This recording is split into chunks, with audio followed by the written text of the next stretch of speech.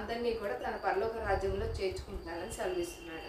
అందుకే చిన్నపిల్లల వారిని అక్కడ శిష్యులు పేతురు గారు రావద్దనంగానే లేదు లేదు వాళ్ళు నా ఎద్దరికి రాని వాళ్ళదే పరలోక రాజ్యం అని ఎలా అయితే చెప్తున్నాడో మనం కూడా ప్రతి విషయంలో కూడా దేవుని ప్రేమను పొందుకుంటే అద్భురీతిలో అటువంటి చంటి బిడ్డ వల్లే హృదయం మనం కలిగి ఉంటే ఆయన రాజ్యంలో చేరుకుంటాం. ఆమె ప్రతి ఒక్కరు కూడా ఈ వాక్యం ప్రకారం అయ్యా ఎటువంటి విషయాలుగా మేము మార్పు చెందాలో పసిబిడ్డల వంటి వారమైతే కానీ పరలోక రాజ్యంలో ప్రవేశింపరని నిత్యంగా ఎలా చెబుతున్నాము. మేము ఇంకెక్కడ తగ్గించుకోవాలో ఎటువంటి విషయాలుగా పసిబిడ్డ వల్ల వంటి మనసత్వం కలిగి ఉండాలో నీ కృపతో దయతో మాకు సహాయం దయచేయమని ప్రతి ఒక్కరు నీ నిత్యజీవ రాజ్యంలో చేరుకునే కృప సంపూర్ణంగా ప్రతి ఒక్కరి పట్ల నువ్వు ఆకర్షించుకొని మరింతగా మారుమనసు కలిగి జీవించే కృప అన్ని విషయాల్లో కూడా తోడుండి సహాయం దయచేయమని నజరేయుడైన యేసు పరిశుద్ధ నామములో అడిగి వేడుకుంటున్నాం తండ్రి.